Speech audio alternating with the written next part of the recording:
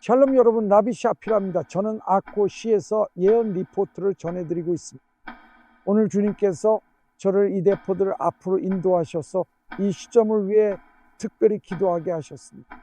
우리는 지금까지와는 전혀 다른 방식으로 예언이 우리 앞에서 펼쳐지는 것을 보고 있습니다. 오늘 여러분이 꼭 주목해 주셨으면 합니다. 아마도 하루나 이틀 내에 후속 영상이 공개될 예정입니다. 하지만 제가 이 대포들 옆에 서 있는 이유는 이란과의 전쟁이 임박했다고 믿기 때문입니다. 저는 이 믿음을 굳게 지키고 있습니다. 그리고 도널드 트럼프가 한 발 물러선 것처럼 보일지라도 오늘 분명히 말씀드립니다. 이란과의 충돌은 임박했습니다. 그리고 이른바 지연이라고 불리는 현상, 게다가 흥미롭게도 푸림절 바로 직전에 일어나고 있다는 점은 결코 우연이 아닙니다. 이제 지난 24시간 동안 무슨 일이 있었는지, 그리고 왜 이것이 그렇게 중요한지 설명해 드리겠습니다. 여기 이스라엘에서는 일어난 일로 인해 엄청난 소란이 일고 있습니다. 여러분도 아시다시피 이른바 평화위원회가 미국에 의해 구성되었습니다. 그리고 제가 전에 말씀드렸듯이 도널드 트럼프나 그 행정부를 우상화하지 마십시오. 조심하십시오. 여기에는 다른 세력들이 작용하고 있습니다. 위에 있는 사림이죠. 제가 그 점을 이미 말씀드렸습니다. 그리고 이제 여러분은 이란을 제외하고 이스라엘의 두 가장 큰 적이 터키와 카타르임을 이해해야 합니다. 기억하십시오. 카타르는 하마스이고 하마스는 카타르입니다.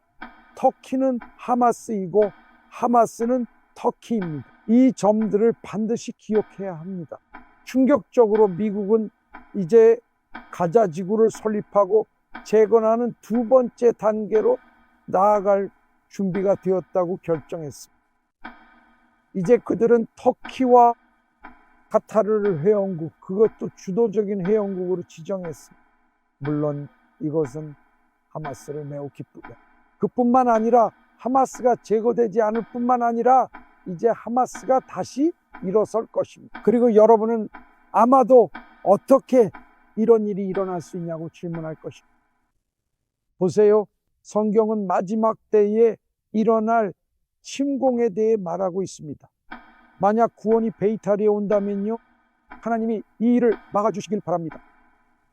예를 들어 터키가 나토 전체에서 가장 큰 해군을 보유하고 있다는 사실을 알고 계셨나요?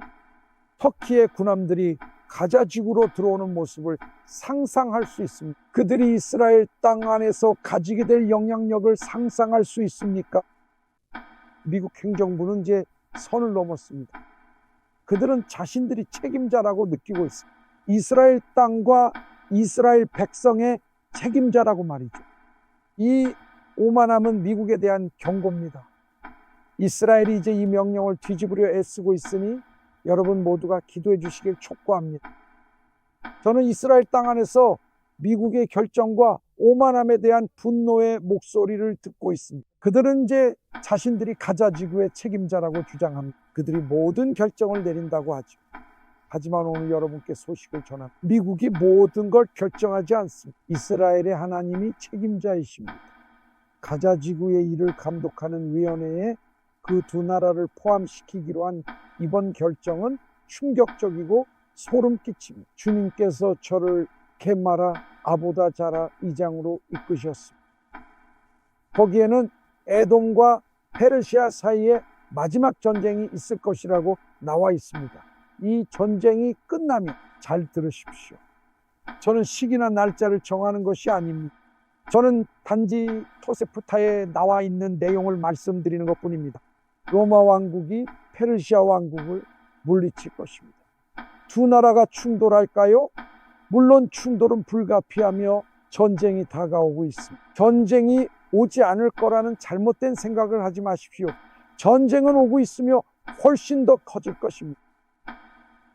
게마라와 토세프타에서 충격적인 부분은 그 다음에 설명하는 내용입니다. 여기서 모스크의 소리가 들리는 가운데 이제 그 내용이 무엇인지 들어보십시오. 그 시기에 대해 이렇게 말합니다. 세상은 메시아의 시대로 들어가게 되며 아기가 태어나는 것처럼 9달이 걸릴 것이라고 합니다. 그래서 개말하는 이란이 파괴되는 순간부터 메시아가 오기 시작하는 때까지 9달이 있다고 말합니다. 다시 한번 저는 면책 조항을 말씀드리고 싶습니다. 저는 시기나 날짜를 정하지 않습니다.